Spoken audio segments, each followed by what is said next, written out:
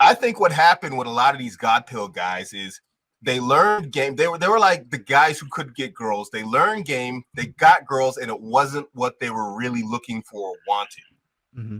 And so, if you're a man without a mission and you're just banging women, you're going to have an empty spot inside because you're not on your mission. Yeah. Everybody on the fucking planet is trying to have sex. I'm just smart enough to systemize it and fuck make a business out of it, to be honest with you.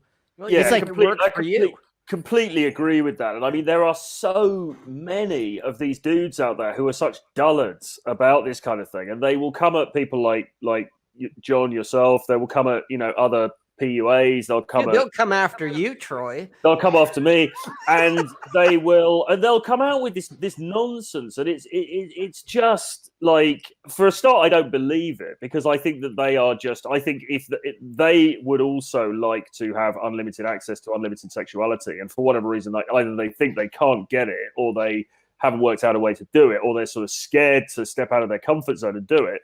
And so they just try and shame people. And it's just absolutely ridiculous. And it's kind of like, we talk a lot in this space about the estrogen or the testosterone crisis and all this kind of thing. Well, if you need no further evidence of that, then look at all of these guys who are sort of like, oh my God, and they're taking this sort of quasi-religious view of dating. I mean, it's absolutely shocking, to be honest, that there are men out there who will try to shame you for, doing what is we all know is absolutely the most natural thing in the world. Every guy wants to be fucked. Every guy. It's every ridiculous. guy in this panel. If a hot girl showed up at your door right now, you would drop out this fuck dream in a second. Every single one of you guys. They're all, anybody who says like, oh, I'm not like other guys, that's right, you're a fucking ache. You're not transparent about what you want. Like, guys are ashamed of their sexuality, and they use like morality as like this like pseudo blanket of righteousness. Yeah, it's virtue signaling.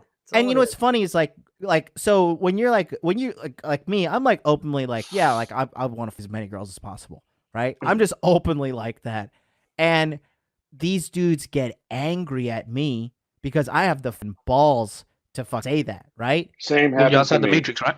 I'm outside the Matrix. And What's incredible though is the shaming that people like you and probably I get. Mm-hmm. You get more shaming from guys than you do from women.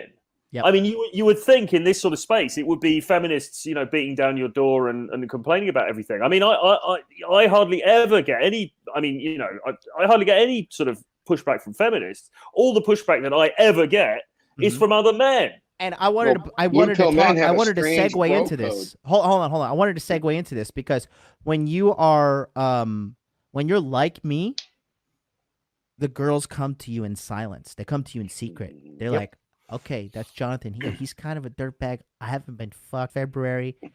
I'm gonna send him a text message I'm gonna send him a hey with 4 Y's. Let's see if he picks it up. And you got to be smart enough to know that, because let me tell you something. Let me tell you the biggest problem that guys these days are doing wrong. Okay, these young girls and the young girls now more than ever, they want their sex now. All these young people, they want what they want now. So when a girl decides she wants sex, she wants it now. It's up to you to read her body language and read read what she's saying. Read what she's doing. If she's touching you, if she's giving the sexually interested body language, to pull the trigger. Because I tell you what, dude, I can't even tell you the last time I had sex on a second or third date. Seriously, for like the past 2 years, it's been like first date only. And guys, when I call these guys like they get the hot dude depression, right? Because I put these guys on the fuck speed path where they've been like idealizing. They've been idolizing like the holy grail of ungettable pussy. Like, oh my God, pussy's so elusive. And I just teach them what to do. Then they go on a rampage. They fuck 20 girls and they like sit down and they have like a mini existential like depression crisis. They're like, oh my God, are all women sluts? I'm like, well, not sluts, but yeah, it's not that hard. It's not that hard once you know what you're doing. And I said, like they said, there's two type of guys that see me who I am, and they always fall one of two extremes. There's guys that want to learn from me, or guys who are like, oh, he's kind of a bad guy, or he's like, oh, that guy's bad. Dude, I have women that watch my show and donate money to me and hit me up after the show, and we're like, oh my God, what you said was so true. These are crazy. Yeah, Pentecostal specifically, it's really interesting. They're very big on like the pastor's always right and just like smile and nod. I don't know if you got that same thing when you were there, but it's almost like an anti-intellectualism. You know what I mean? It's always appeals to the authority of the pastor or the guest speaker, all that. They're always right, and your questions suck ass, right? And, Don't and question that's always going to be tricky for guys who are higher IQ. You know, it's just by nature of it, and this is why it appeals to the masses. I mean, Mm-hmm. Yeah, for sure. And it's funny. I actually got fucking dumb. Yeah, I actually got kicked out of that church because I was asking questions about. Apparently one of their youth pastors touched a little boy, so. And I asked them if they brought it to the police or not, and then they kicked me out. So that actually happened. Yeah. Sorry. Not to be offensive though, that doesn't undermine the fact that I can still see the benefits of it. I'm not saying that it has no benefit, but I am saying, look, look at the sort of like the myopic thinking that's required, and think who that caters to. Mm-hmm. Dude, no, I'll say this. Listen, 1,000%. I think Christianity offers way more good than bad. I will say that because people are fucking dumb. People are stupid. And we have kind of pulled Christianity away from America. And let's be honest, it hasn't gotten better. It has not gotten better. Yeah. I mean, I love it because, girls are sluts. Women became their mission. And so they found religion. So some of it might be real, some of it might be fake. I think Roosh is fake, and I'll tell you why.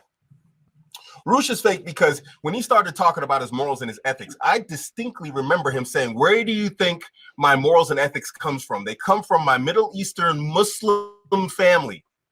And when the Muslims didn't bite, because we remember back in the Return of King days, when he spent a bunch of his time crapping on Muslims and Islam, then when the Muslims didn't bite, he went to those who would bite, which was the Christians. Mm-hmm.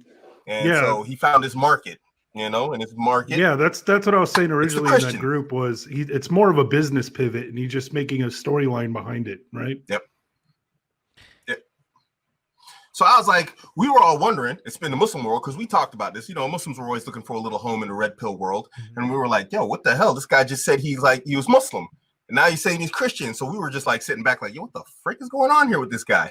It's all just fake, man. It's fake. It's all about money for this guy. Do you think as for religion in general, sorry, Abu, I was just going to ask, do you think there's a chance that Roosh might do a Muslim pivot later and just say, listen, I've tried Christianity, but I've realized it's not quite the real deal, and then pivot to because I've heard people postulate that as a possibility? I think he might. I don't think he's ever going to get up the Christian market. He lives in America now, right? Or is he in America? Yeah, he's in America. Yeah, he's here. Yeah, the demographics don't support that move in terms of finances. And I think he's in it for the money. That's my humble opinion. I think he might try and find a way to back rub the Muslims and get a little paycheck out of it. But otherwise, I don't think he's going to abandon his money. Yeah, and a lot of his audience right now is like the super alt-right, like anti-Jew, anti-Muslim crowd. That's his current audience, when you go to the chat rooms. Yeah. So he would actually lose even more followers if he went Muslim, I think. Ooh, yeah, he had those guys back before he went God pill. So he's going to stick with his market that he knows. Check this out. Devastator One says, vast majority go to God when tragic hits life. Same for the red pill. I think what happens with players is you get a dude who's been a player, and then he gets to his late 30s, his early 40s, and he's like, oh, what do I do now? And because he hasn't sort of like nurtured himself in any way for like the last 10, 15 years, then he's like, oh, what? Now I've got to turn to the Lord. And for me, it shouldn't be like that, man. Welcome, Rollo. Welcome to the show. John, man, you were going to be training to be a preacher. My grandfather was a preacher. I'm going after the Matthew 6:5 and Matthew 6:6. You remember these ones? Isn't Matthew 6:6 seek ye first the kingdom of God and all things will be added unto it? Or no? No. That's Close 7:22. though. Here's why I think this is with this whole I just found Jesus. Matthew 6:5. And when you pray, you must not be like the hypocrites, for they love to stand and pray in the synagogues and on street corners, and that they may be seen by others. Truly, I say to you that they have received their reward. But when you pray, go into your room and shut the door and pray to your Father who is in secret, and your Father who sees in secret will reward you. So, whoosh. Yeah, that's what I'm saying. It's like the hypocrite goes into the street and it's like, oh my God, look what I've done. What am I? Like, I do good deeds for my friends in private, but like I don't tell anybody. And when I do the good deed for the person, I know I'm like kind of being hypocritical right now, but when I tell the person, I'm like, I'm gonna do this for you, but like don't tell anybody, just like and that's it. But like I don't need to like get on here and be like, guys, I'm a benevolent leader. Like worship me. I am ye old hot dude.